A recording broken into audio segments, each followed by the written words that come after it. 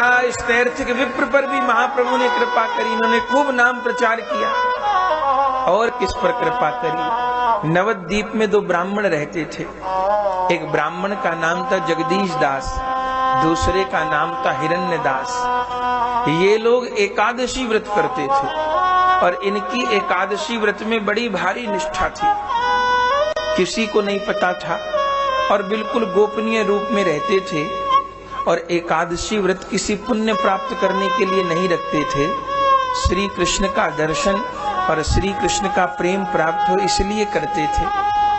और प्रार्थना करते थे कि हे प्रभु कब कृपा होगी, गंगा जी का सेवन करते, गीता जी का सेवन करते हुए, एकादशी व्रत रखते हुए जीवन बीत गया, अब गोपाल का कब दर्शन होगा। और आज इन पर भी कृपा का समय आया। एकादशी का दिन था, श्रीमन महाप्रभु जी सवेरे उठे, मैया ने स्नान कराया, सुंदर भोजन प्रसाद कराना चाहती थी, पर महाप्रभु जी ने रोना प्रारंभ किया। मैया ने बहुत चुप कराया, पर महाप्रभु जी चुप नहीं हुए। मैया ने कहा क्या बात है? महाप्रभु जी ने कहा मैया आज एकादशी है और नवद्वीप में हिरण्य जगदीश दास नाम के 2 ब्राह्मण रहते हैं, वे एकादशी व्रत करते हैं, उन्होंने आज फलाहार बनाया है और आज मैं उनके बनाए हुए फलाहार नैवेद्य को ही ग्रहण करूंगा और कुछ नहीं ग्रहण करूंगा। शची मैया तो अचंभे में पड़ गई, कौन हिरण्य, कौन जगदीश, कहाँ एकादशी, इसको कैसे सबका सपना आ जाता है, कहाँ पर क्या हो रहा है। सवेरे से दोपहर हो गई रोते रोते, मैया बहुत समझाती पर मानते नहीं। तब अंत में नारायणी देवी आई जो महाप्रभु की धात्री माँ है। नारायणी देवी को पता चला, नारायणी देवी ने कहा मैं खोज के लाती हूँ कौन ब्राह्मण है। तब खोजते खोजते पूछते पूछते गई तो वास्तव में हिरण्य जगदीश दास उस समय ठाकुर जी को फलाहार ही अर्पण कर रहे थे और रोकर प्रार्थना कर रहे थे, प्रभु आज फिर एक एकादशी बीतने को तैयार है।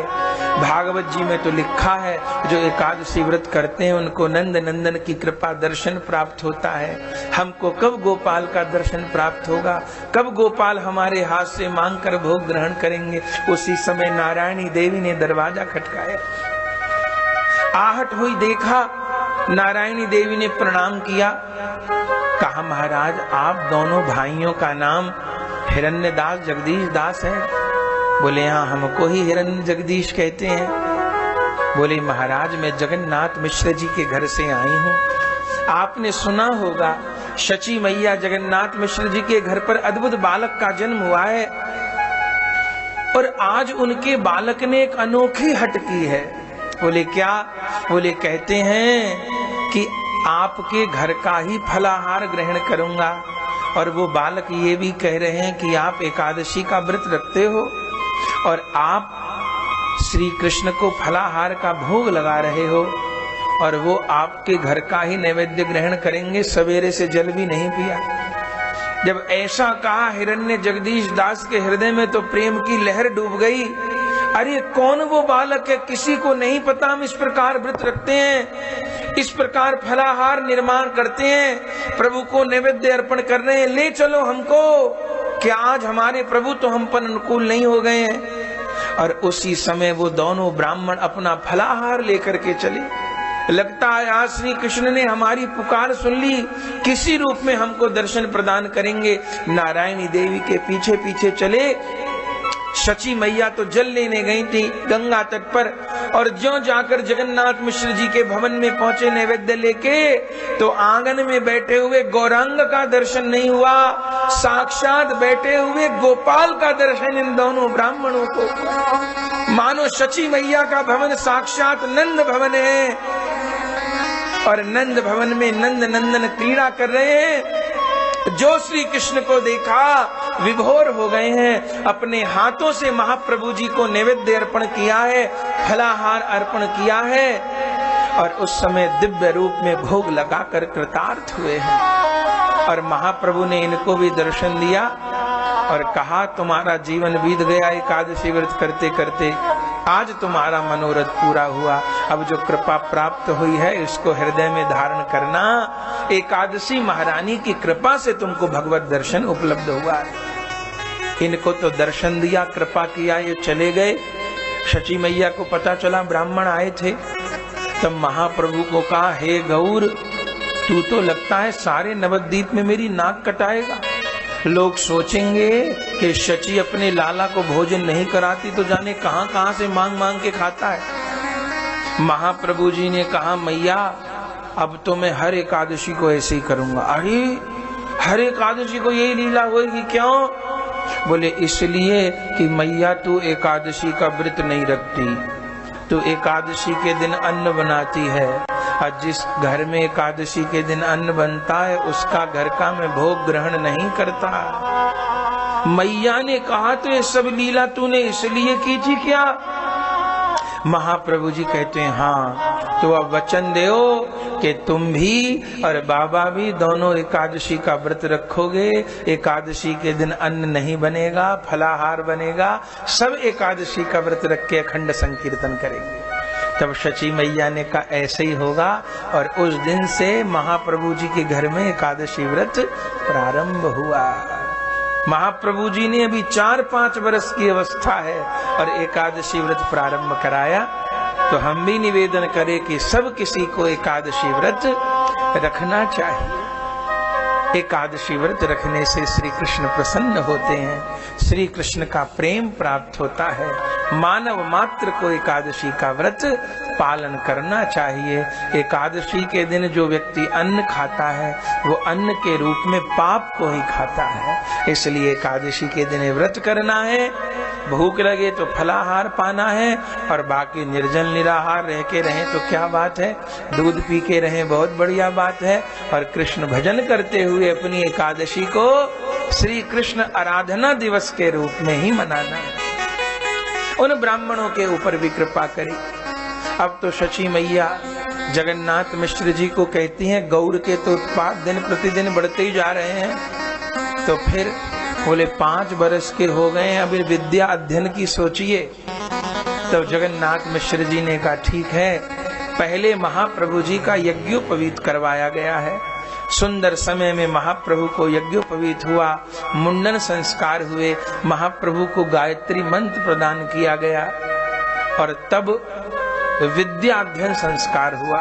जो 16 संस्कार हैं उनमें उपनयन संस्कार भी एक संस्कार है और विद्याध्ययन संस्कार भी एक संस्कार है। बालक को कब और कैसे पढ़ने बिठाया जाए, सवेरे ब्राह्मणों को बुलाया है, सरस्वती गणेश जी का पूजन किया है, पट्टिया का पूजन किया है, और जगन्नाथ मिश्र जी ने हाथ पकड़ करके श्रीमन महाप्रभु जी से श्री कृष्ण नाम पटिया पर लिखवाया है खड़िया से।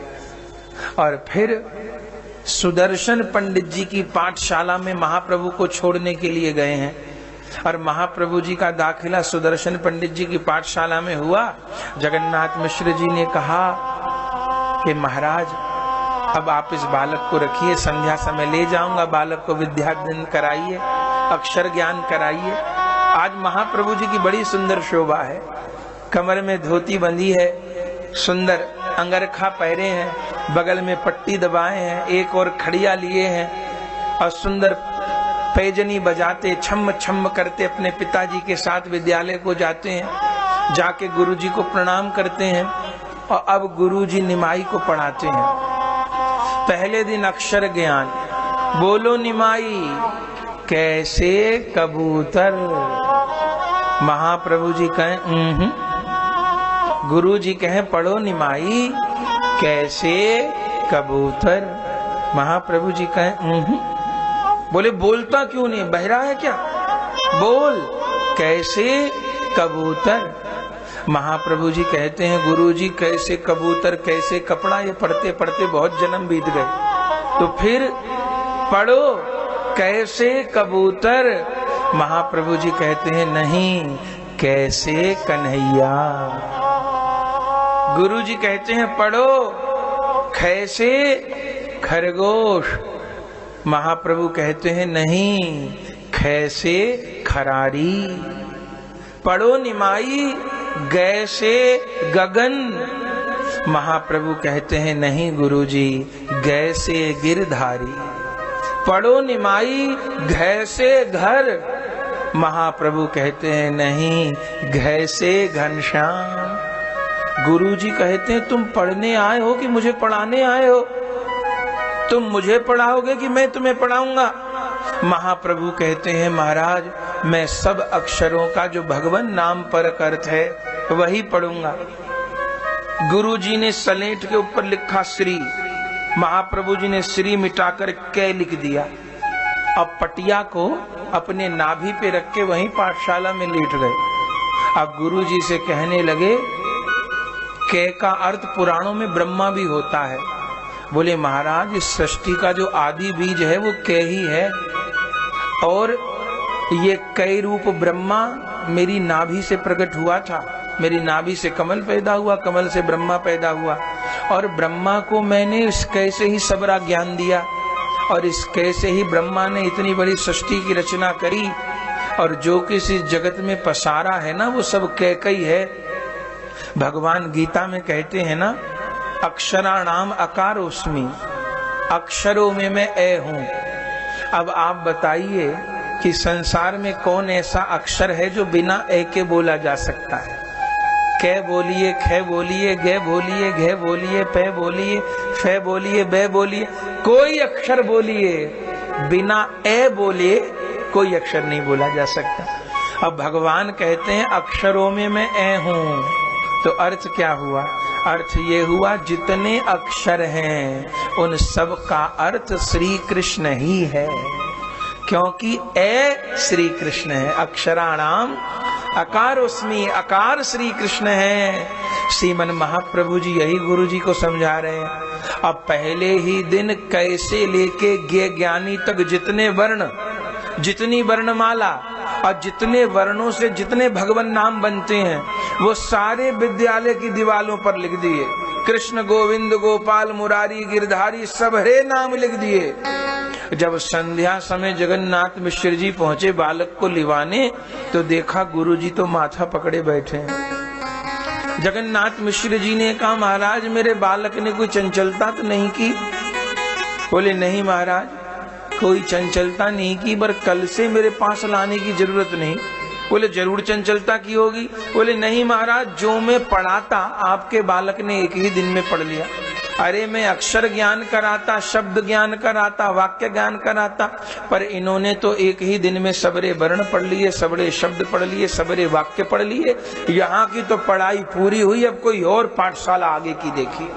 तो महाप्रभु जी एक ही दिन में पढ़ के आ गए। श्री कृष्ण तो 64 दिन में पढ़े, पर महाप्रभु एक ही दिन में। गुरु ग्रह गए पढ़न रघुराई, अल्प काल विद्या सब आई।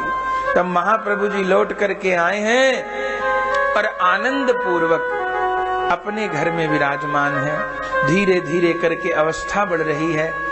फिर उसके पश्चात महाप्रभु जी को व्याकरण की पाठशाला में दाखिला दिलवाया। यहाँ पढ़ाते थे पंडित गंगादास जी। गंगादास जी की टोल में महाप्रभु जी ने प्रवेश किया। वहां महाप्रभु जी की व्याकरण की शिक्षा हुई। महाप्रभु जी तो धीरे धीरे बड़े हो रहे हैं। इधर महाप्रभु जी के बड़े भाई विश्वरूप जी, ये श्री विश्वरूप जी अद्वैताचार्य जी की सभा में श्रीमद् भागवत जी का अध्ययन करते थे। और श्रीमद् भागवत जी का अध्ययन करते करते इनके हृदय में भागवत श्रवण का जो मुख्य फल है, इस जगत से वैराग और भगवत चरणों में अनुराग, ये भागवत जी का यथार्थ फल भागवत जी पढ़ते पढ़ते इनके चित्त में पैदा हो गया। चूंकि अग्नि तो अग्नि है, कोई जान के छुए अनजाने में छुए अपना काम करती है। इन भागवत जी की कृपा से अद्वैताचार्य जी की सभा में भागवत अध्ययन करते थे, और अध्ययन करते करते चित्त में वैराग्य पैदा हो गया। इनके साथ में इनके मामा के पुत्र लोकनाथ भी पढ़ते थे, और ये दोनों लोग आपस में चर्चा करते थे। गुरु जी के यहाँ शास्त्र भी पढ़ते थे और ज्योतिष भी पढ़ते थे। और इन्होंने ज्योतिष के माध्यम से ये जान लिया था कि मेरी आयु अधिक नहीं है, मैं अल्पायु हूं। इधर माता पिता चिंतित रहते थे, चूंकि विश्वरूप जी घर से बहुत उदासीन रहते। शची मैया जगन्नाथ मिश्र जी को कहती, अरे अब बड़ा पुत्र 16 वर्ष का हो गया है, उसका विवाह क्यों नहीं कर देते? जगन्नाथ मिश्र कहते अभी तो 16 ही वर्ष का है, विद्या अध्ययन में मन लगा है, पढ़ लेने दो, समय आने पर विवाह भी हो जाएगा, अभी 1-2 वर्ष की और गुंजाइश है। शची मैया कहती मुझे विश्व रूप के लक्षण दिखाई नहीं पड़ते अच्छे। अरे 1-2 वर्ष तक वो घर में रुक पाएगा कि नहीं रुक पाएगा? उसके मन में सहज वैराग्य है, घर में तो रहता है पर उसकी आंखें हाव भाव देख के लगता है उसका मन घर में नहीं है।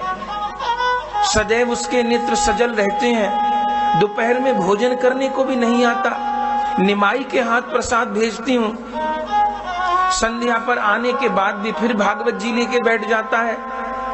इसको जल्दी गृहस्थ की डोरी में बांधो, कहीं अनर्थ न हो जाए। जगन्नाथ मिश्र जी कहते नहीं नहीं, हमारा विश्व रूप तो बहुत आज्ञाकारी है, अपने माँ बाप को छोड़ के नहीं जाएगा, विद्या अध्ययन में मन लगा है, बड़ी अच्छी बात है।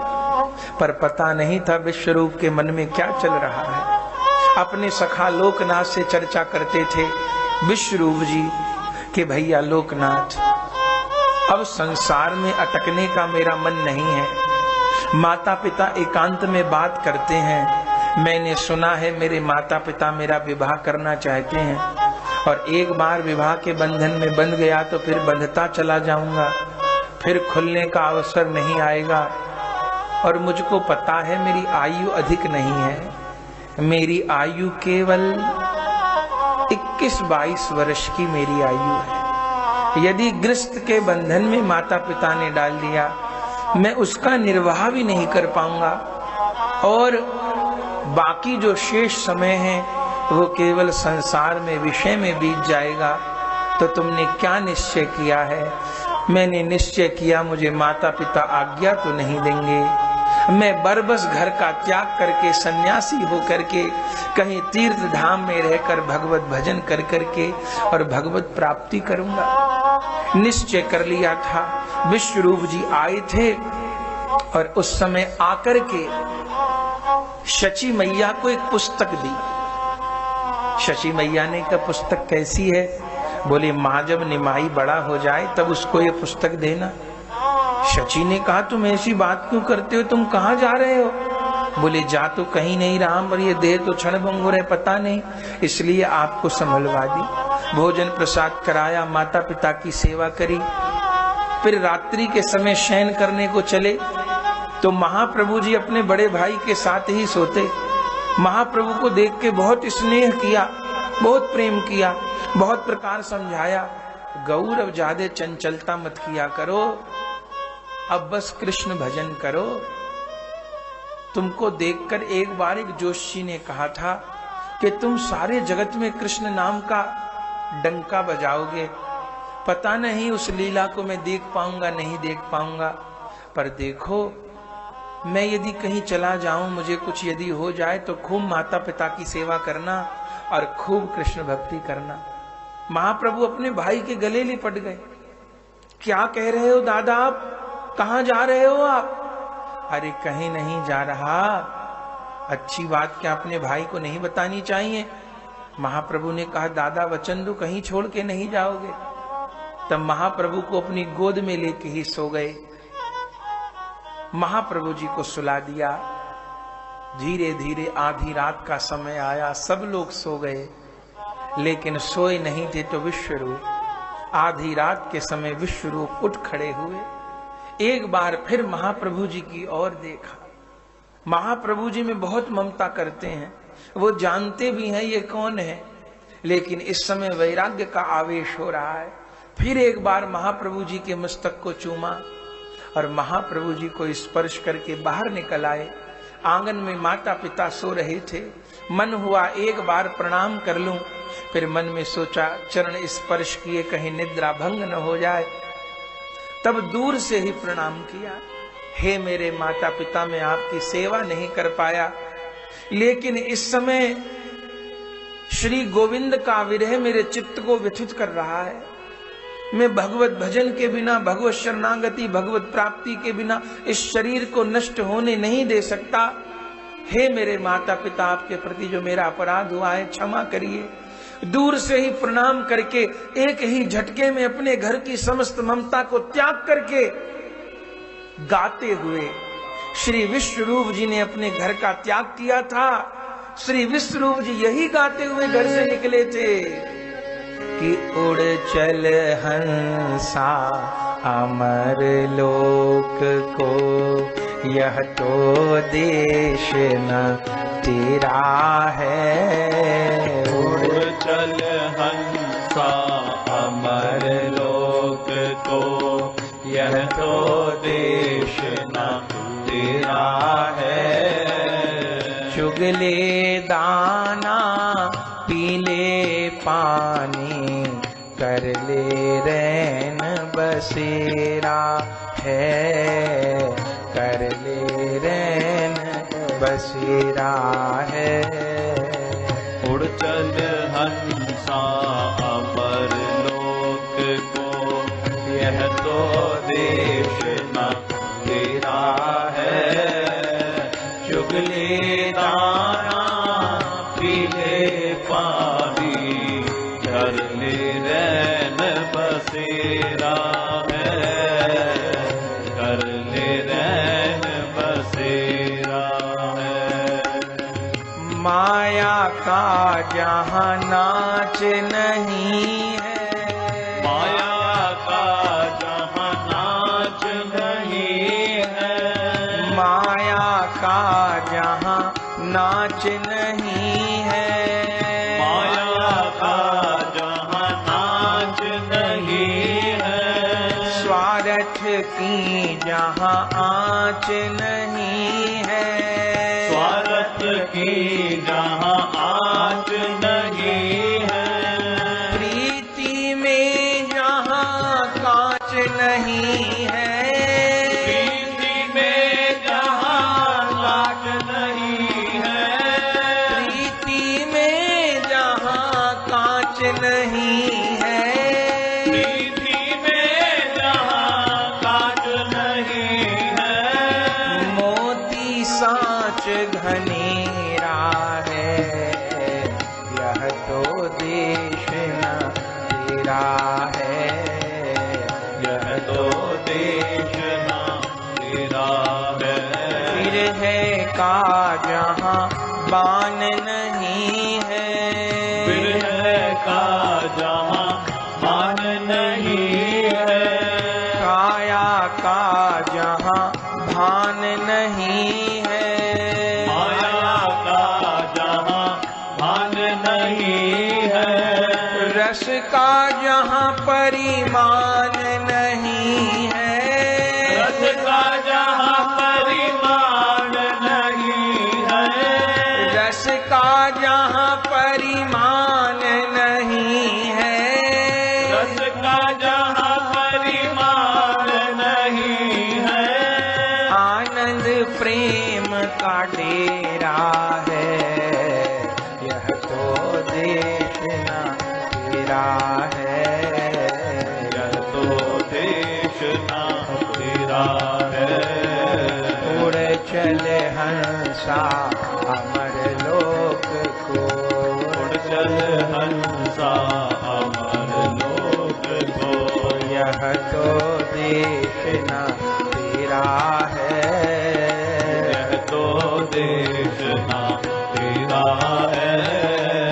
चुगले दाना पीले पानी, कर ले रैन बसेरा है। कर ले रैन बसेरा है। उड़ चल हंसा अमर लोक को, यह तो देश न तेरा है। चुगले दाना पीले पानी, कर ले रैन बसेरा है। कर ले रैन बसेरा है। कर ले रैन बसेरा है। कर ले रैन बसेरा है। आनंद हो गया महाराज। श्री विश्वरूप जी चल पड़े थे घर को त्याग करके, और उस दिन के बाद उनका कभी प्रगट लीला में अपने माता पिता से, महाप्रभु जी से मिलना नहीं हुआ था। ये विश्वरूप जी गृह त्याग करके सदा के लिए चले गए थे और महाराष्ट्र पंढरपुर में जाकर के इन्होंने सन्यास ग्रहण किया था और इनका नाम शंकरारण्यपुरी हुआ था। और केवल 22 वर्ष की उम्र में इन्होंने अपना शरीर त्याग दिया था। इनका समाधि स्थान पंढरपुर में है।